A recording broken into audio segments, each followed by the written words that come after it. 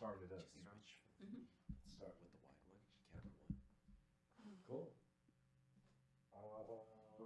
And then when you're ready, you ready, Rico? Yes, sir. All right. And I have all the angles. So ready for your intro and first piece. Yep, I'm ready for you. I'm Black Swan, and just like the bird, I'm a rare find. Perfectly packaged, one of a kind. I've taken a mess in my life and created a message. Now you get ready to receive a blessing. My words are powerful. They can inspire you to think or inspire you to come. Either way, I march to the beat of my own drum. Like me, love me, hate me. It doesn't matter to me, because in this phase of my life, I'm just living it unapologetically. I'm the epitome of grace. Always got a smile on my face. Growing up with nothing to become something, I now know how my mama made $1 out of 15 cents. I am the woman I am today because of her. The things she went without so I could have a chance to get out. I'll never be able to repay her for all she's done. I will always be in her debt for years to come. Even though I was married, it was her that still carried me. When I went to work all day and school at night, she was the one that tucked my kids in at night.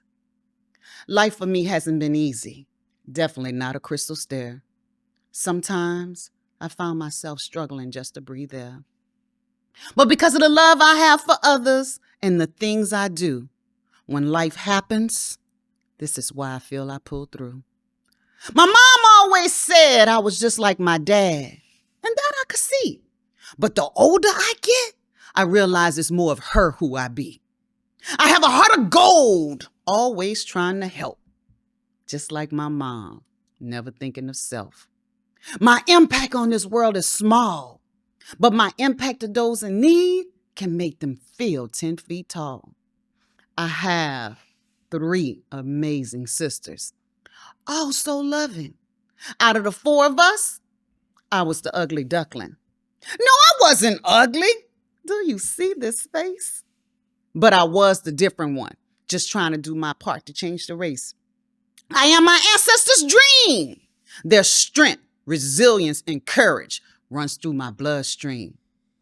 When I think of everything that they had to say yes to give me the choice to say no, I don't take it lightly and always exercise my right to vote. If they can see me now, it will definitely put a smile on their face to know that everything they endured did not go to waste. The freedom that was taken from them is gifted to me. No longer will I sit idly quiet. I will speak my piece. True freedom is what I seek. Free to express my thoughts, feel my emotions, look the way I want. Free to be me and inferior to none. I'm different for a reason. No longer do I conform to their norm. My curly kinky hair for the world to see. Thighs, hips, and butt, all me. Lips, nose, and skin color. It's what makes me unique. I was perfectly made. Why else would others pay for the features that was naturally gifted to me? I stand on the shoulders of giants. Cynthia, Matilda, Effie, Bessie, Josephine, and Ollie. And these are just the ones I know. The rest don't have a birth certificate to show. Now it's my time to bear the weight. It's my shoulders my daughter stands on today. She is the epitome of free. Something I didn't think I would ever see. I give, I help, I share my knowledge for others to follow. I'm doing my part to give my grandkids a head start. No longer a duckling, I age like fine wine. Don't you see this beautiful black swan?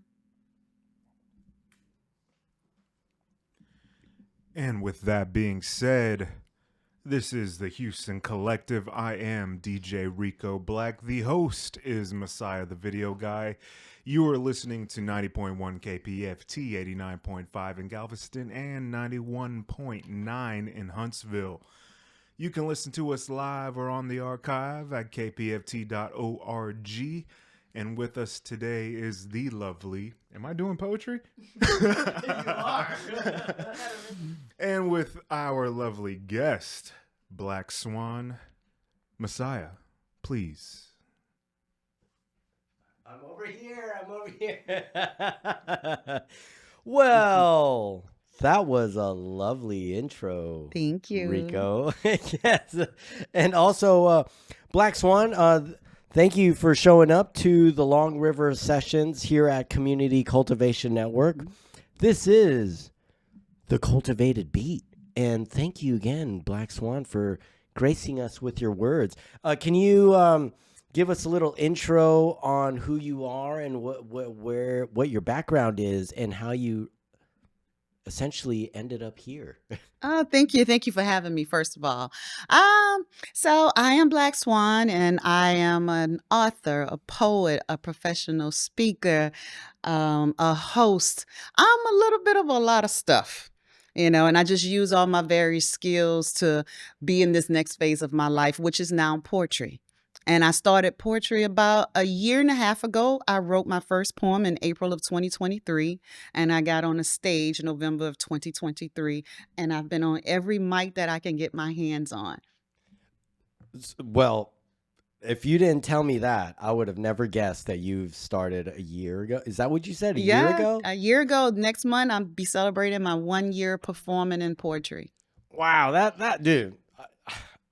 I feel like I need to start asking people to not tell me that because, not that there's any like some feeling some type of way about that, but it's like if you hadn't told me, I would have never guessed you've been doing this for a while. That's usually the response I get from people when I tell them I've been doing poetry for 1 year. But I also like to tell people poetry is new to me as the art form, but the mic is not. So I'm very comfortable on the mic, which makes me seems like I've been doing this for a long time because of my background in public speaking. Well, so with that said, like, do you speak with such dynamics when you're doing your public speaking stuff, or is that something that you had to learn? Well, I do speak with dynamic in it, but is it to this level? No. I don't want to be scaring people as I'm talking to them, but I do make people feel me. And it requires me to do some vocal variety, rate, pitch, all that stuff to make them feel the parts that I want them to feel, whether I go up, whether I come down, whether I slow it down. If I want you to feel something, I'm going to change the rate or the pitch of what I'm saying. So is that something new that you had to learn within this poetry world? No, okay. It just it's who I am. And so once I commit a poem to memory, then I can perform the poem. And then once I get on the stage, the way I perform it or practice it in my head, that doesn't mean it's going to stay that way. Because once I put it out there and I hear the crowd's reaction to what I have to say, some of the things that I may walk straight over, the crowd feels it, but I don't give them a chance. So I know the next time I get on the mic, I'm going to let that breathe because that touched people. So by the time maybe I spit it 6, 8 more times, then I can say the poem is almost at its final stage. Oh, okay. Well, see, that's something new that I've never heard. That's my process. Well, we're here to hear your process. Yes. So it takes 6 to 7 times for a piece to be performed before you're like, okay, yes, this feels good. Yes. Okay. So then at what point are you comfortable performing a piece for the first time? And then like what things are you looking out for before you're like, okay, I need to add that to that particular piece. And then it's like, okay, this is done now. Yeah, it's always nerve-wracking when I put a new piece out. It always is. I say, okay, this week I'm going to put a piece out. But then when I get there, I don't feel comfortable because when I get on the mic, I want to perform. I want to give you a show. And if I'm not 100% confident that I can spit every line the way I practice it, if I speak it and then I pause, I'm not ready. And I throw it away. I say, I'll put something else out there that I know I'm going to give you a show. And then I'll plan again. So what's that process like when you're doing public speaking or being a speaker? Like, Well, that's easy. really? Okay. Yeah, speaking to me is easier than poetry because with speaking, I don't have to memorize everything.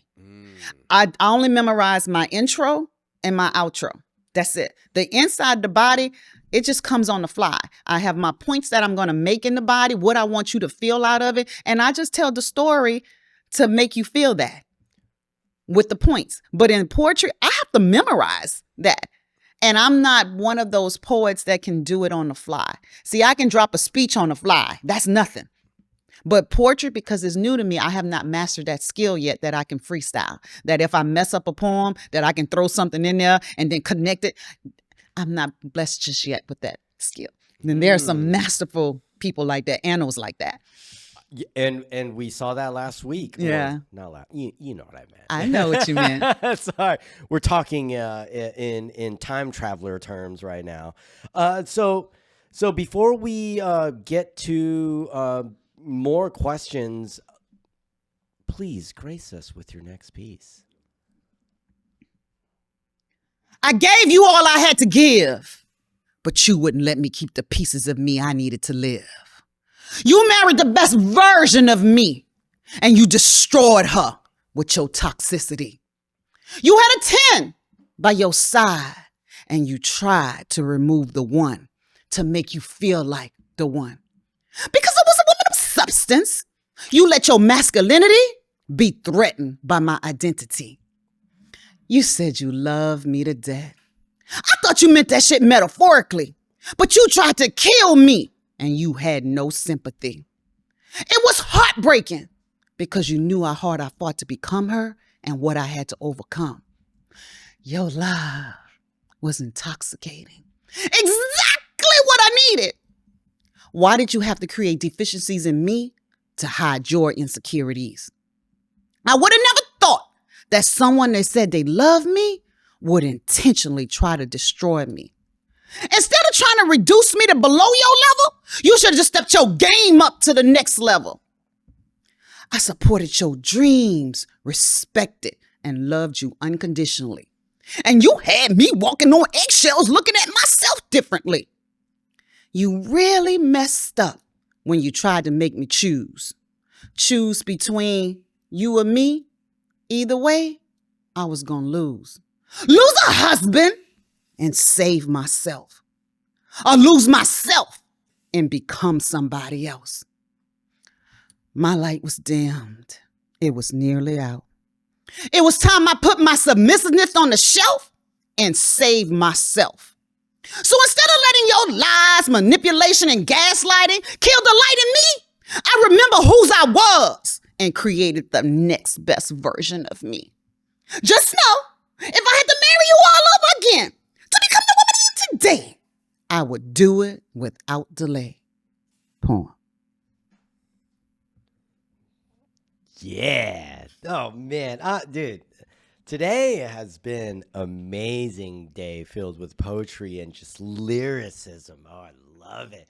And to be able to close out the day, we're not closing right now, but for the last performance to be you, this is amazing. I can't thank you enough for giving us your time to being able to capture your performance and the mind of Black Swan. So with that said, like, what kind of inspiration, or how do you pull inspiration for writing these pieces? So a lot of the inspiration is either channeled from my personal experiences or experiences from people I've had communications with. Conversations, maybe a movie. If I can relate to it, I can write to it. But if I don't have any emotion connected to it, I can't put myself in that space to write something. Yeah. So does that, I guess that is that where the difference is between writing speeches and writing poetry, or do you bring that same vibe to writing speeches, that you have to write something about something that you relate to? Yes, it's always easy for me to connect to a piece. whether it's a speech or a poem, because then I can make you feel it. It's hard for me to make you feel something I don't feel.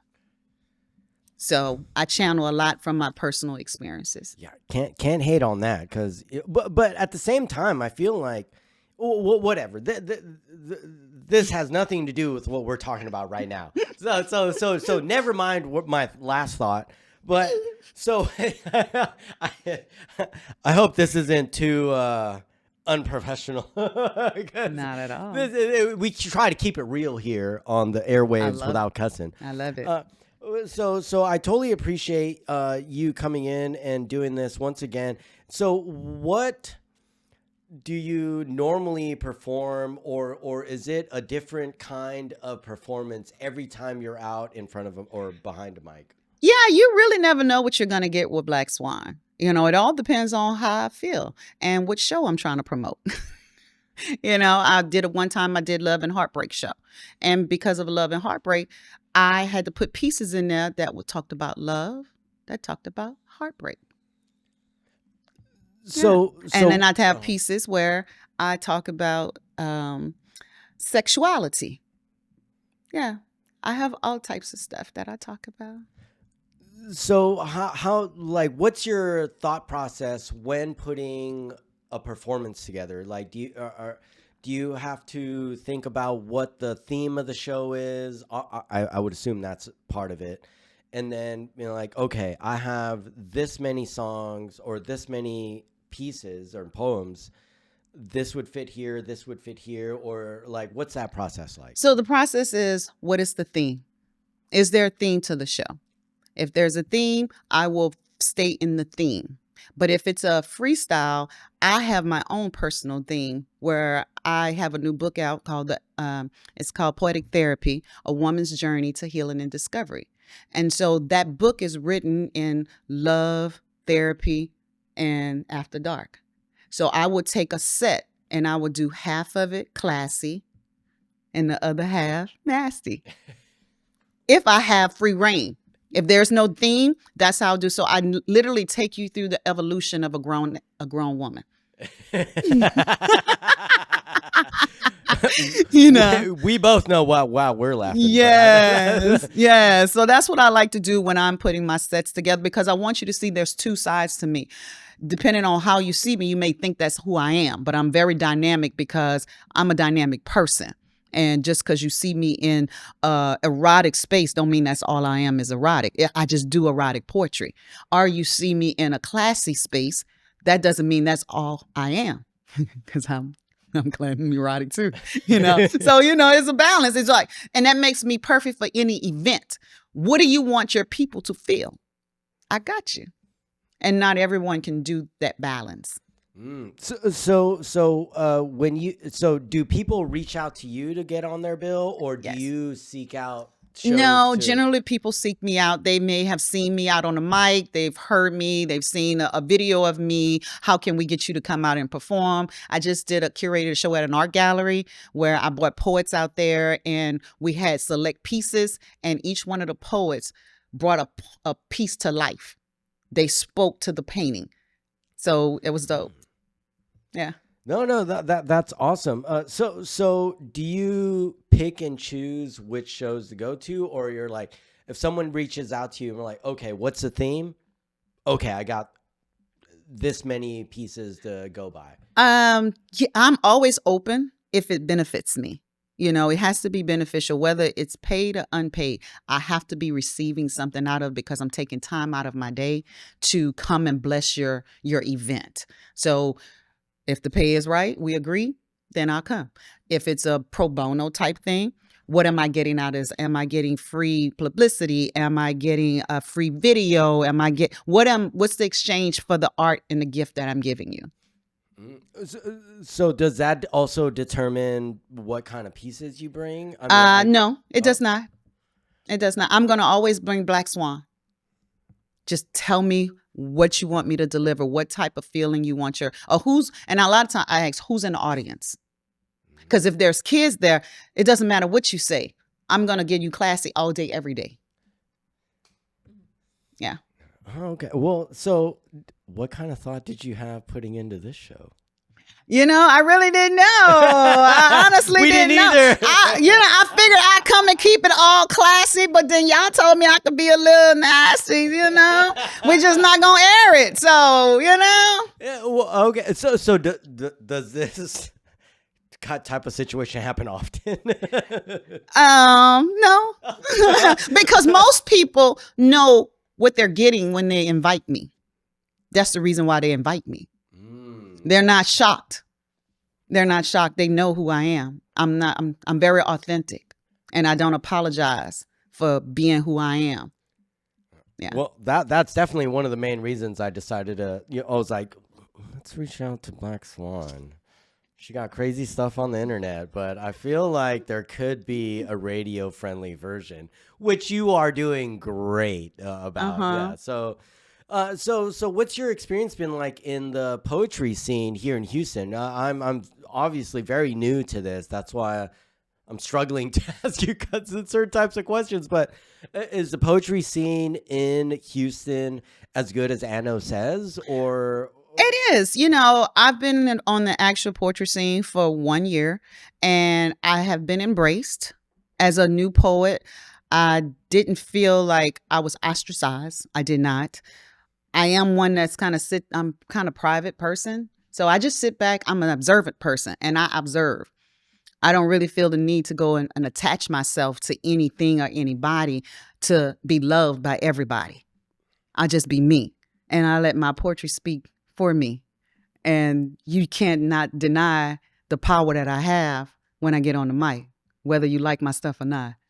Yeah, there's definitely no denying any of that. Yeah. Because as soon as you came into the studio, I was like, okay, this is about to get awesome, which it totally is. And with the outfit you're wearing, I don't know if you want to explain the outfit. Actually, I'm going to a Halloween costume party right after this. And I actually bought this out of a store.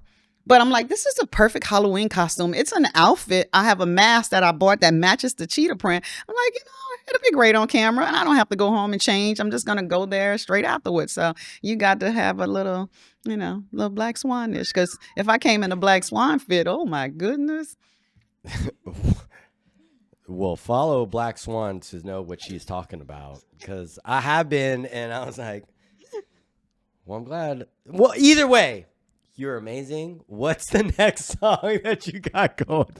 I keep calling it a song. Is that rude to call poets pieces songs or well, it's not a song. So by definition, it's not a song. So I don't take it as rude that you did it, but who knows, somebody else may do. I don't. So it's like mispronouncing my name. If you don't say it right or don't spell it right, I'm not going to take offense to it. I'm just going to correct you. How do they mispronounce Black Swan? Because my poetic name is not spelled BLACK. It's spelled BLK. Yes, I knew that. Okay, but and I've had people not say black on the BLK.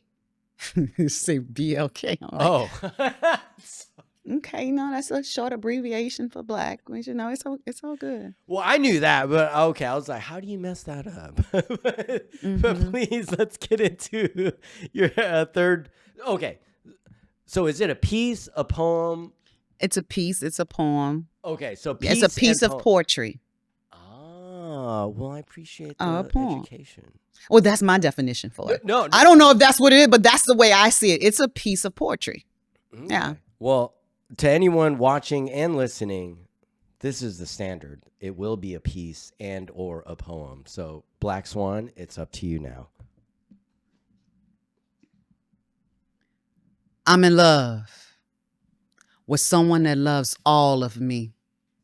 The good, the bad, and the ugly. All my life, I've been looking for this type of love. The type of love where we fit like a glove. The way we feel about each other, the experience is like no other. There's no competition between us. My intellect is a turn on. Always the first person to hype me up and cheer me on. So much admiration and respect for my resilience. ready to tell the world how proud she is of my brilliance. She keeps me calm through the storm, ready to protect me from any weapon that may form. She stuck with me through the good times and the bad, always there to cheer me up when I felt sad. It really sucks that it took me this long to see how much she truly loves me. So instead of looking for love in the wrong places, I'm choosing to return the love right here in my face. I'm in love with me. And it's time I show myself some reciprocity. But before I do, I must look in the mirror and apologize to the little girl for forcing her to operate in a grown folks world. That was never her job, and I caused her so much pain. From this moment forward, I promise her there'll be no more emotional rain. She doesn't need to cry or protect me anymore. I've done the work. She can sit now and watch me soar. This love I have for me has repaired the damage I could not see. The unconditional love I've given to others, I've redirected back to me. Loving myself unconditionally is new. Definitely something I have to get used to. No longer do I put me last. If you want something from me, it ain't automatic. You gonna have to ask. I spend so much time hating a lot of things about me that I'ma spend the rest of my life loving every part of me, accepting the things I cannot change, and loving on me till it doesn't feel strange. I'm spoiling me and pouring into me the things I want and desire, perfecting my gift, setting mics on fire. Instead of being everything to everybody, I'm everything to me. Now I know exactly what it feels like to be loved by me. Reciprocity. Oh. Yeah, I think you need to walk by again so I can feel that love. Sorry, I'm trying not to flirt. You're awesome. I appreciate it. Thank you. Thank you. Well, Thank you. well, no, I appreciate you gracing us with your pieces and poems. And so please tell the listeners and the audience where people can find you and your work. Sure. Whose phone is that? Sure. So you guys can find me on social media, Facebook, Instagram, and TikTok at Black Swan Poetry. One word, and Black is spelled BLK Swan Poetry. And if you don't have social media, you can go to my website at www.blackswanpoetry.com, sign up on my newsletter, and you can always find out everywhere you can find me at. And you can also book me. You can go to the website and you can find my services there as well. Yeah, I could think of plenty of situations where someone can be a wordsmith at your party like Black Swan. But with that said, I do appreciate everyone listening in to, I don't even know where I'm at. We're at Community Cultivation Network, Long River Sessions, and this is the Cultivated Beat, KPFT 90.1. FM, Houston, and Rico, what are the other channels? I don't even know. And something on Huntsville, 89.999. You're really close. It's 89.5 in Galveston and 91.9 in Huntsville. You can listen to us anywhere or live or on the archive at kpft.org. Goodbye. All right, hold on.